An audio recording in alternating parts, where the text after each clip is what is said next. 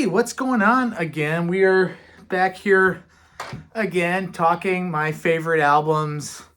And this week we are talking about the legendary Stevie Wonder record, Songs in the Key of Life.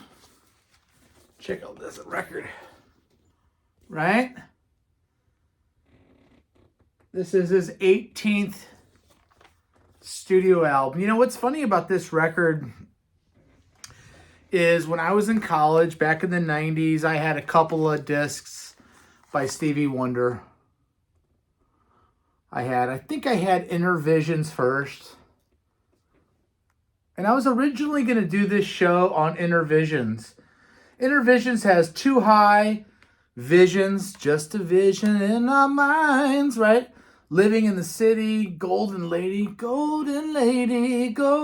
So good. Higher Ground, right? The famous song that Red Hot Chili Peppers cover, Jesus, Children, America, all in Love is Fair. Don't you worry about a thing. And he's Mr. Know-It-All. Produced and arranged by Stevie Wonder. Stevie Wonder plays all the instruments on this record. I mean, most of the instruments on this record. And then kind of a companion piece, the album that came out the year before. I think this came out in 72. I think this came out in 73. Talking Book. You Are the Sunshine of My Life. Maybe Your Baby. You and I. I'm so good. Tuesday Heartbreak. You've got a Bad Girl, Superstition, right? That he wrote with Jeff Beck. Big Brother, Blame It on the Sun. So good. Looking for Another Pure Love, and I believe when I fall in love again, it'll be forever. Well, I thought about these records as my favorite, but you know what? This is a double album.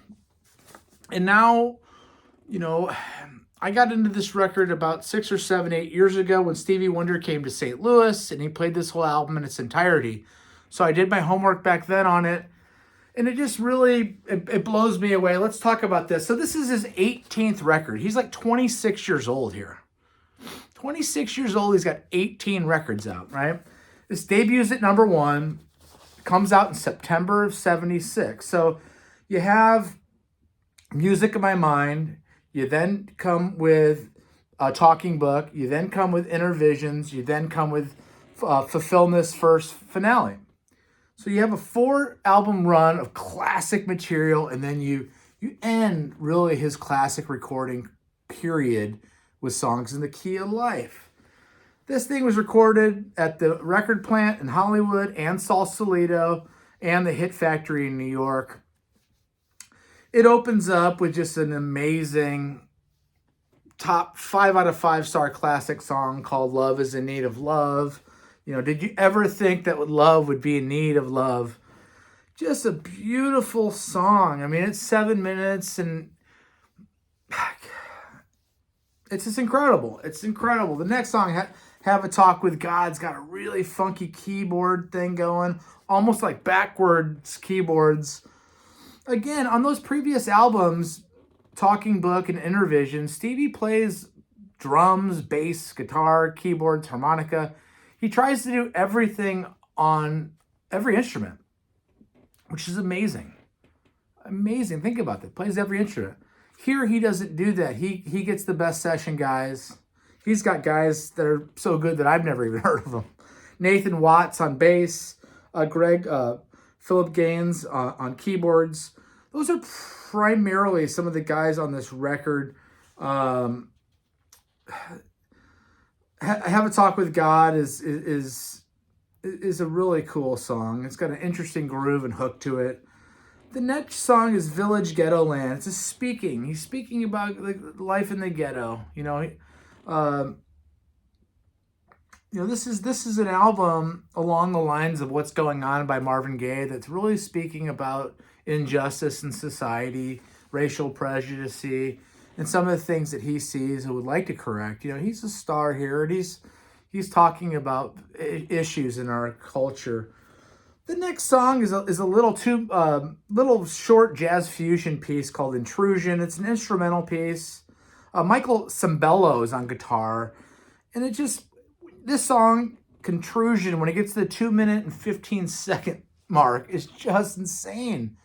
I mean, we're in 1976, so think Jeff Beck, Blow by Blow and Wired, think Mahavishnu Orchestra, think Return to Forever, think Weather Report. This is Stevie Wonder absolutely dipping his toe into jazz fusion. The next song is a hit. It went to #1, Sir Duke. Sir Duke went to #1 in the Billboard charts. He's calling out all his jazz greats. Just a perfect course on that song. Sir Duke is one of my favorite songs in the record. Flip the first album over, and we have I Wish. Just insanely fun. He's at the Motown Company picnic and he says he has a toothache, but he gets this melody in his head, and he goes straight to the studio, and he starts reminiscing about the old days, and he writes I Wish. You're at the company picnic.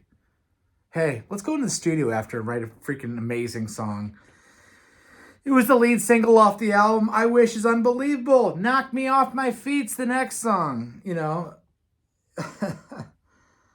I mean, there's something about you that makes me weak and knocks me off my feet. I mean, he has a way of describing, there's something. I'm not a big love song guy. When somebody says, "Oh, I love you so much," nonsense, whatever. But when you can explain the way that you love somebody, metaphorically, and do it where it works and it's not so sappy, it's just incredible.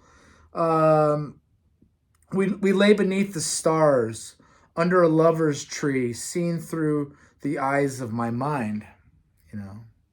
We lay beneath the stars, under a lover's tree, seen through the eyes of my mind. Of course, he's blind, right? Oh, damn. Pastime Paradise is the next song. Coolio used that in a sample of Gangster Paradise. It's one of my least favorite songs on the record. He's using the Hammond G X1 organ, Amish Paradise by Weird Al Yankovic as well. I don't like that song quite as much. But then you have Summer Soft, the fourth song on side 2. Just a gorgeous ballad. Talking about summer escaping and what happens when October comes. And, you're gonna find that October's come. And then when the winter comes, and then maybe April comes and winter's fooled you again. Maybe it snows up in Michigan or Detroit, and you get fooled by April. It's just genius. It's just absolutely genius. Summer Soft. God, you're talking about metaphorically about love. And then the last song on side 2 of the first album is Ordinary Pain. Again, he's this phrasing. Stevie has an ability to phrase a ballad so well. What is phrasing? Phrasing is the way that you use silence when you're speaking or singing, and you don't have to constantly be talking like I probably do in some of these videos. Subscribe to my channel, like this video, share this video with people that you think might like this. We're working on some subscribers here. We're trying to get the numbers up. Who's going to be the 100th subscriber? Just universal truths about love. We're going to flip the album. We're going to take out the second record, right? And we're going to start with Isn't She Lovely? Just a huge, huge, huge song. It wasn't even a single. Isn't She Lovely? His baby Aisha is in the bathtub, and you can hear the baby, talking. It's a celebration of Aisha's birth. Isn't she lovely, right? Isn't she wonderful? Again, phrasing. The way that Stevie is able to use his voice like an instrument. I mean, he's one of the greatest vocalists of all time. People say, oh, who has the most distinctive voice? People say, oh, Freddie Mercury. No, I don't know. Freddie Mercury has a great and distinctive voice. How about Stevie Wonder? Joy inside my tears. You brought you brought the joy inside my tears. It's just a beautiful ballad. So isn't she lovely? Joy inside my tears. The next song is Black Man.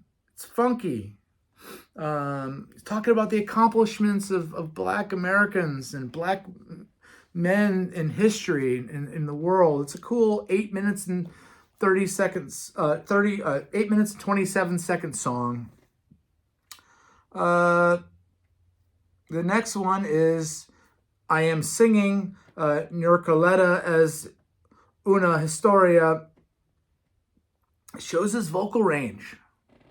And I'm going to butcher this title again. Nicoleta as Una Historia. So it's showing his vocal range. When I saw Stevie, I want to say probably 2011, he does this album in its entirety, and he's singing. You know, he's an American treasure, right? And growing up, he's trotted out for the Grammys. He's on this special. He's on the Presidential Medal of Honor shows. He's on the Academy Awards. It wasn't until I saw him live I realized how talented the guy was. He played bass, played guitar, played drums, played percussion, played harmonica, sang, and he brought all three of his female background singers up, and he had a sing-off with each one of them. They'd go, ah, and then he'd hit the higher notes. I mean, he blew them away. If It's Magic's the next song. So we're already on to side 2 of the second album. If It's Magic, the harmonica playing, or excuse me, the harp playing by Dorothy Ashby. It's beautiful. It's just a gorgeous. It's like a little mini movie. It's a masterwork. And it's really otherworldly. If It's Magic, I mean, just it's just so pretty. And then the 7-minute As. It's just a feel-good song. Again, the phrasing, always, the backing vocals and the long ride out. And then Another Star is the last song. It went to number 1 on the disco and dance charts. It's got Bobby Humphrey on flute. It's got George Benson on guitar. It's the last song. When this album came out, it also came with a 4-song EP. Do I have the 4-song EP? I don't think so. Anyway,